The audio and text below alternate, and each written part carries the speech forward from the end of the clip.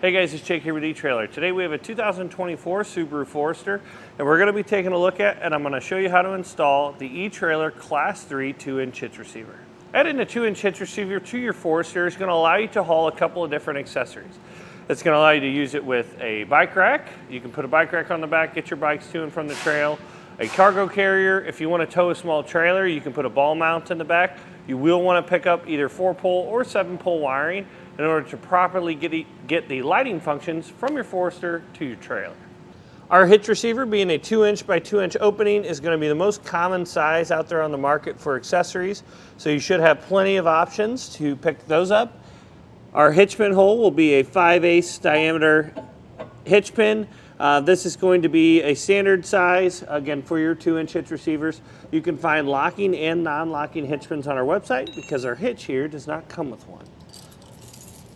Our safety chain loops are going to be a plate style that will accept many different sizes and styles of safety chains for pulling those trailers.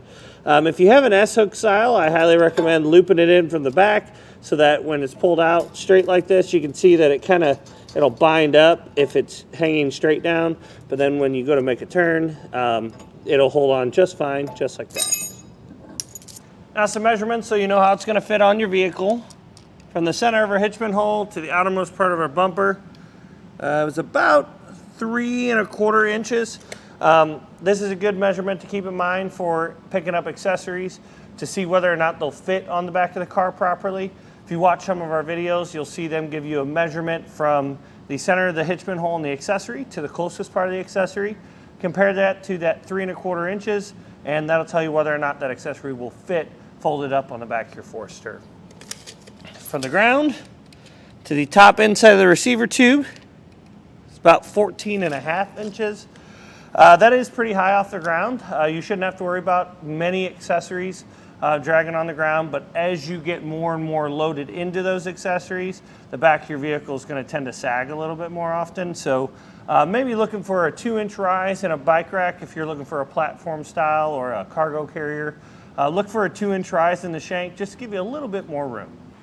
Now, as far as weight capacities go for this hitch receiver, you're going to have a max tongue weight capacity of 525 pounds and a max gross trailer weight capacity of 3,500 pounds. That is the trailer plus the load included. Now, you will want to check with the owner's manual of your vehicle to see what your Forester is capable of handling and go with the lowest amount between the vehicle and the hitch receiver. Now, if you plan on using your Forester with a weight distribution setup to pull a small camper or a trailer to help get rid of some of that sway, this particular hitch is not rated for weight distribution, but you can check out the Draw Tight 2-inch hitch receiver that is on our website. Now, as far as the installation goes, this is going to be a fairly easy installation. You can definitely do it from your garage floor at home. You just have to take a small panel off underneath on our driver's side, lower our exhaust down to give us some room to lift the hitch up into place. We'll have to trim our heat shield for our exhaust to be able to fit our hitch properly in place. But other than that, it's not a huge deal to get this installed, and I definitely think you could do it at home. But with that being said, let's go ahead and show you how to do it. To begin our installation, we're going to need to take down this plastic panel because it's covering up part of our frame rail that we need to get to. We'll take a flathead screwdriver and pop out these push pin fasteners. If you just pop out the center, then the base should shortly follow.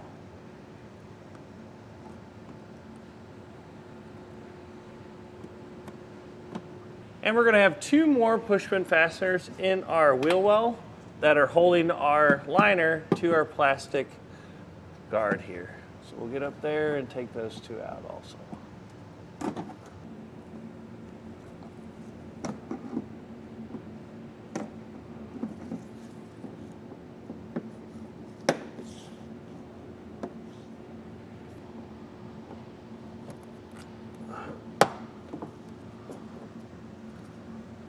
You want to take a 10mm socket or a Phillips head screwdriver and remove these 2 fasteners.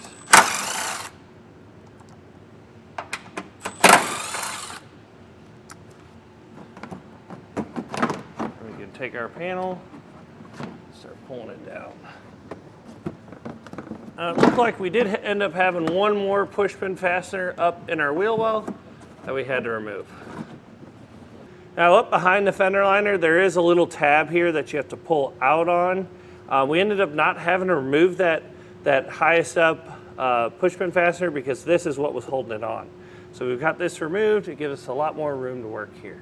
Now we're going to take a strap and run it across our springs just to support the exhaust, because we're going to get ready to lower it so that we can get our hitch lifted up and into place. Now we're going to take a pry bar. We soaked our hangers with some heavy duty silicone, and we're just going to pry these off, and this is going to give us some more room to be able to work.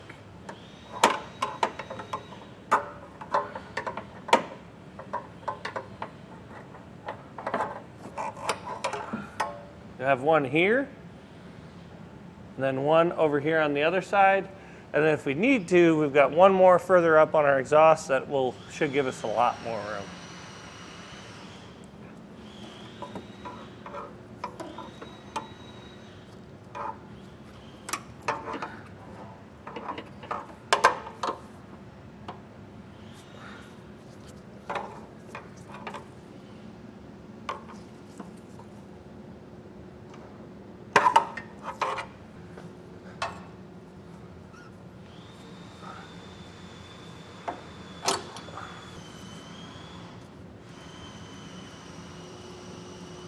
Now we've got 4 10mm head bolts that we have to remove from our heat shield because we're going to have to trim this heat shield. So we'll take this down.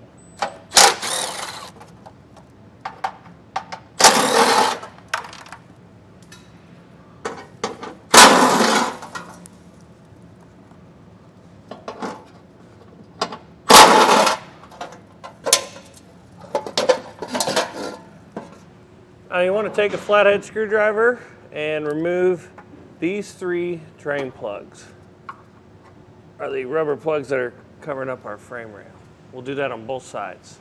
Now in order to run our hardware for a hitch, we're going to have to pop this plug out, and this is going to be slightly larger than our other holes here. This is going to allow us to run our hardware up and into place in these 3 holes. Now what we'll want to do is you want to take a step bit, or if you have a die grinder, that works out too.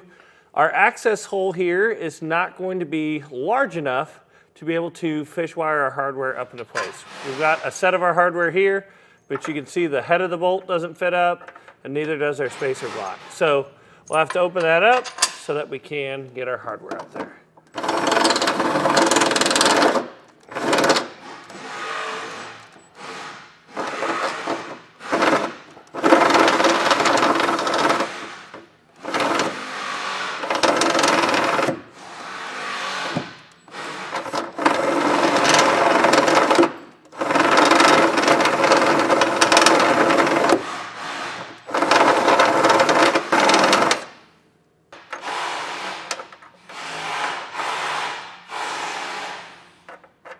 Now we'll take a little bit of clear coat, since we just exposed a bunch of bare metal, hit that hole so we don't have to worry about rust and corrosion later on. Now we're going to take our fish wires that come in our kit, and I like to put just a slight bend on the end of one of them. We'll start with the most rear hole, and you want to kind of reach up here, feel for the end of it, and then guide it down through the hole. And this is when we can take our hardware combination of our carriage bolt and our spacer block, and we're going to thread the bolt on,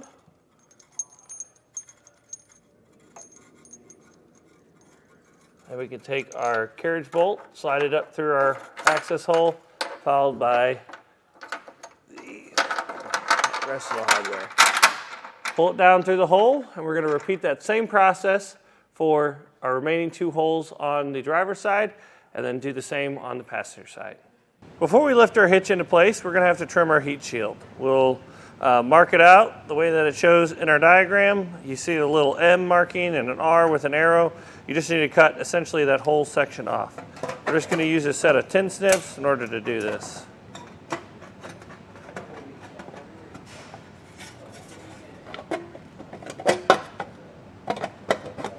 Now with our bolts in place on both sides of our vehicle, we can take our heat shield and put it back up into place.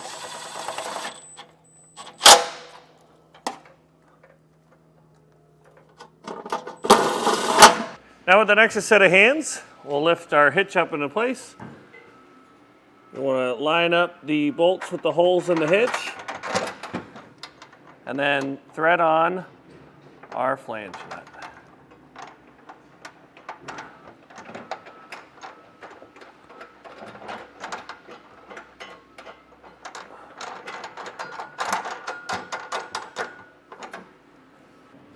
Now we're going to take a 19mm socket and snug up our hardware.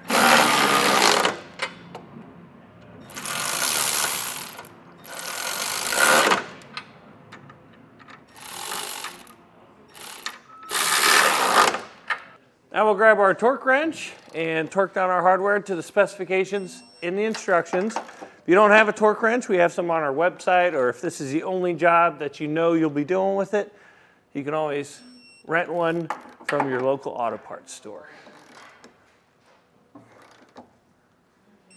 Now what we'll want to do, now that we've got our hitch all torqued down, we're going to put our exhaust back and then take our plastic panel on our driver's side and put that back up in place. Well, with everything back in place, that's going to do it for our look at and installation of the eTrailer Class 3 2-inch hitch receiver on our 2024 Subaru Forester.